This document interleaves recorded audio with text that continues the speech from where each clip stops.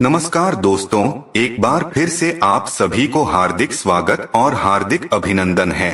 दोस्तों, नवरात्रि में माता दुर्गा की 9 स्वरूपों की पूजा की जाती है। सभी स्वरूपों की अलग अलग विशेषताएं हैं। सभी की पूजा करने की तरीका और पूजा की सामग्री भी अलग होती है। जो भक्त माता दुर्गा के 9 स्वरूपों की पूजा 9 दिन में विधि पूर्वक पूरा कर लेते हैं, उनकी हर मनोकामना पूर्ण होती है। दोस्तों, व्रत के साथ कथा का श्रवण जरूर करना चाहिए, क्योंकि कथा के बिना पूजा पूर्ण नहीं मानी जाती है।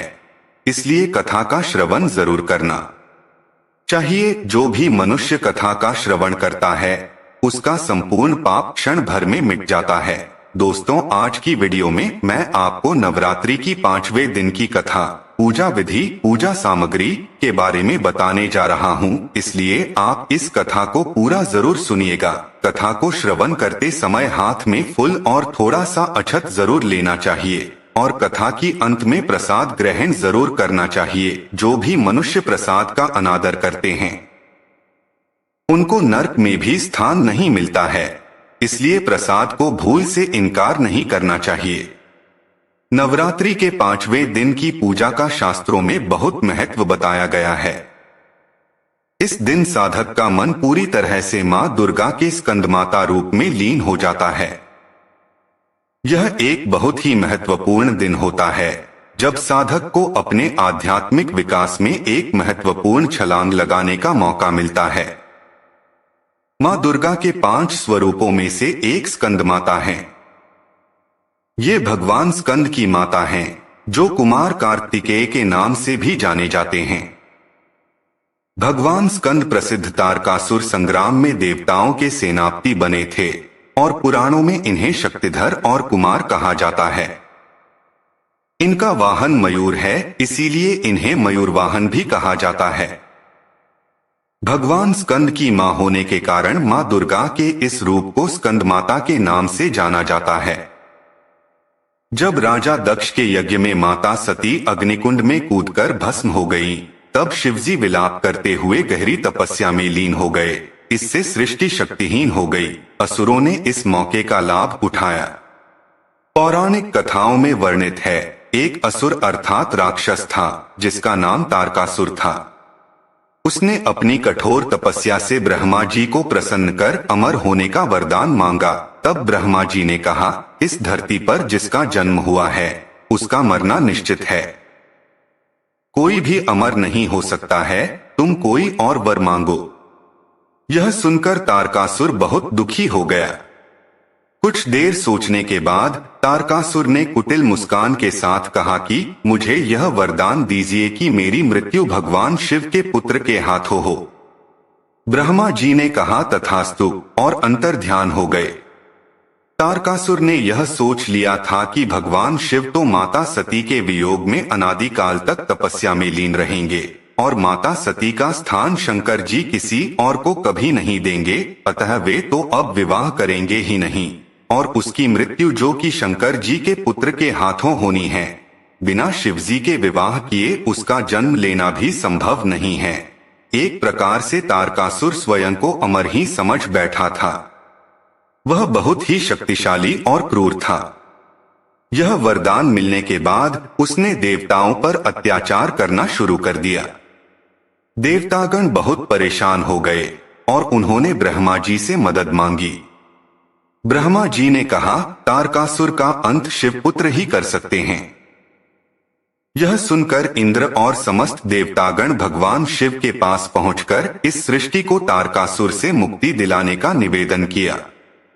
शिवजी ने सभी देवताओं को इस समस्या से मुक्त कराने का वचन दिया।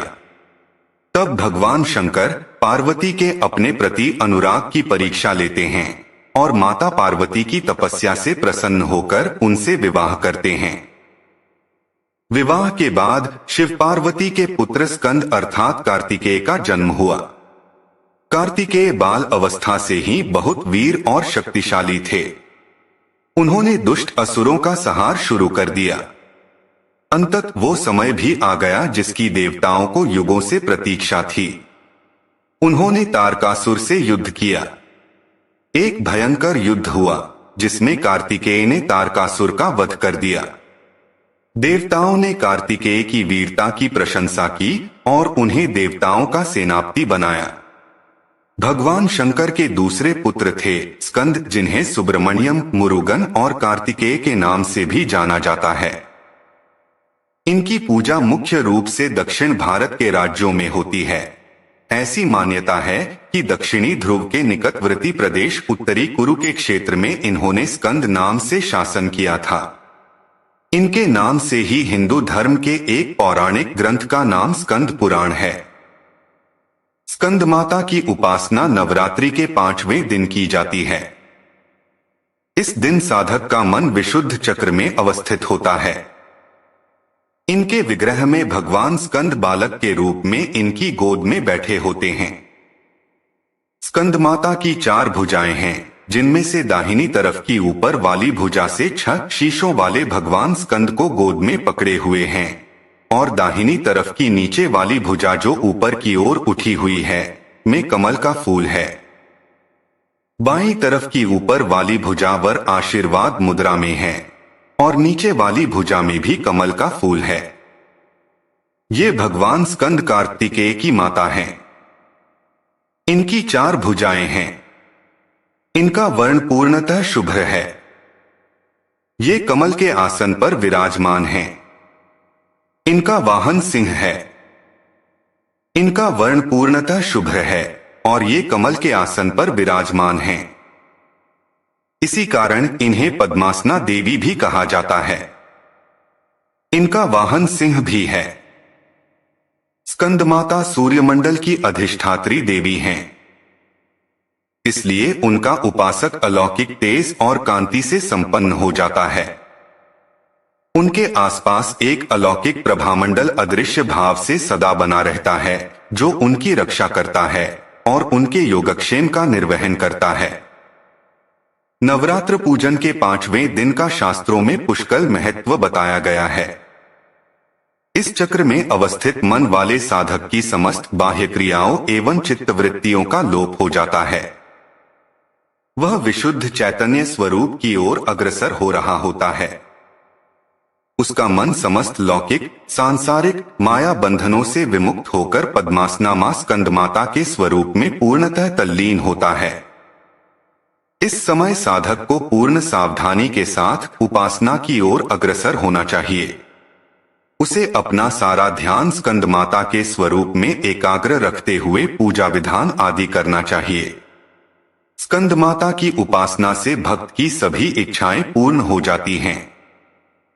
इस मृत्युलोक में ही उसे परम शांति और सुख का अनुभव होने लगता है। उसके लिए मोक्ष का द्वार स्वयं ही सुलभ हो जाता है। इनकी उपासना से बाल रूप स्कंद भगवान की उपासना भी स्वतः ही हो जाती है। यह विशेषता केवल इन्हें ही प्राप्त है। स्कंद माता की उपासना करने से मन पवित्र होता है और मोक्ष का मार्ग सुलभ हो जाता है।